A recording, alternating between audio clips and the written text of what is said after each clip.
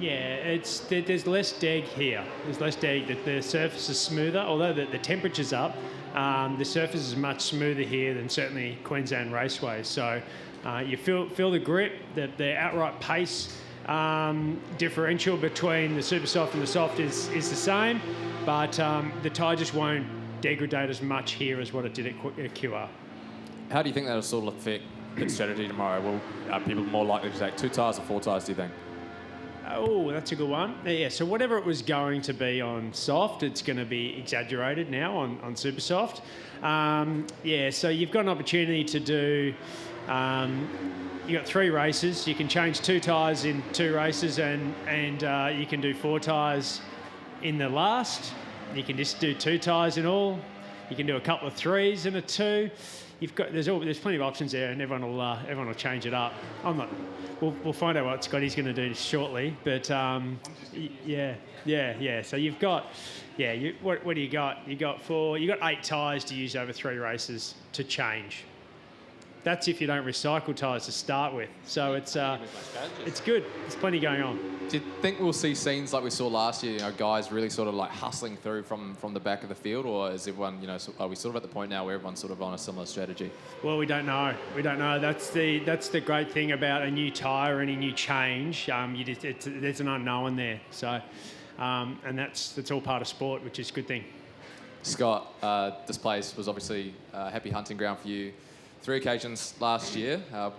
What is it about Hidden Valley that seems to be pretty good for you? Obviously today as well, you're getting a good bounce back. Yeah, I don't think it's necessarily this place. Like, I've had some bad races here as well and some bad weekends. But yeah, for some reason, myself and the car really gelling. Phil, he's doing an amazing job with my car and it seems to just suit us. So yeah, we've rolled out strong. But like I said, there's never a guarantee. We came in here with an open mind. Everyone starts on a clean slate, so it's just a nice feeling to be there in practice. But we need to back that up now in qualifying and hope that what we're learning here, we are trying some new things and they seem to be working, carries forward to the next events as well and doesn't stop here.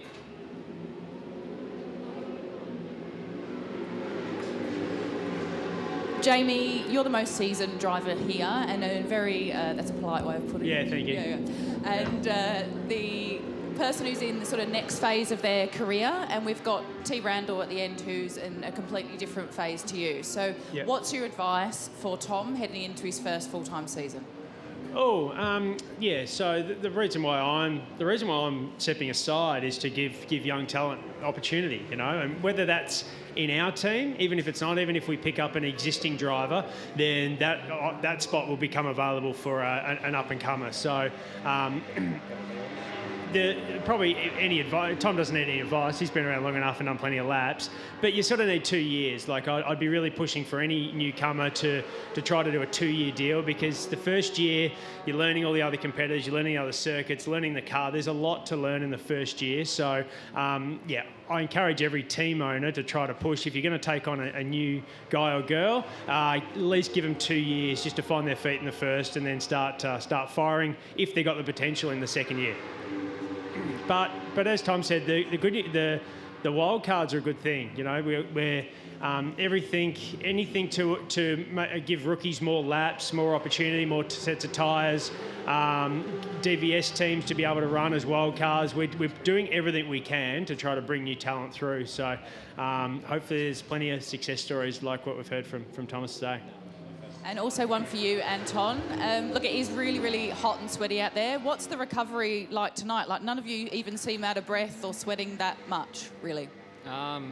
We did an hour driving today. It wasn't too bad. Probably rides this afternoon is probably the hardest. You lose all your cooling. So, yeah, recovery-wise, go home, cold shower, have an ice cream, go to bed, come back and hopefully do something good tomorrow. Yeah, it's not too much to it. Surprise, I think... we've all done it a fair few times now, so you sort of get in the routine yourself. But yeah, you just sort of just try and keep cold and, stay comfortable like anyone, yeah.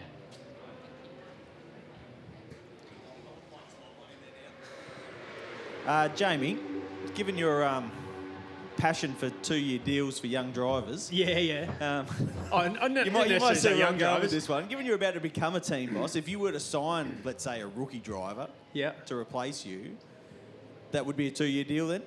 I think so, for sure. I don't make the whole decision at Red Bull Ampol Racing, but if it was my choice, for sure, yeah, 2 years. 2 years minimum, for the reasons I just explained. Thank you. No.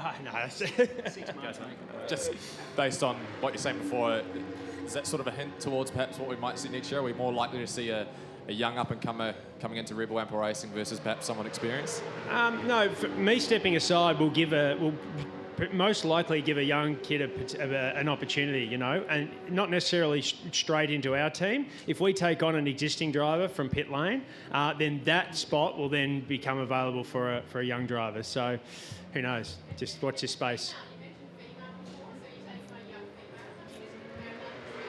Yeah, no, for sure. But we'll take on the best driver we possibly can. We don't mind the gender at all. We don't mind the gender, race, anything. We'll just take on the best person we can get. Roland a couple weeks ago, I think, said he had a shortlist of 6. Are we narrowing that down to maybe 1 or 2? What's that, sorry? As far as the driver lineup potentially for next year, who will replace you, is that shortlist coming down to maybe 1 or 2? No, it's still at 3 or 4. Still at 3 or 4, yeah. It's going up. Yeah, it's going up. All right, on that, I'll let you guys go and get ready. Thank you very much and good luck over the weekend.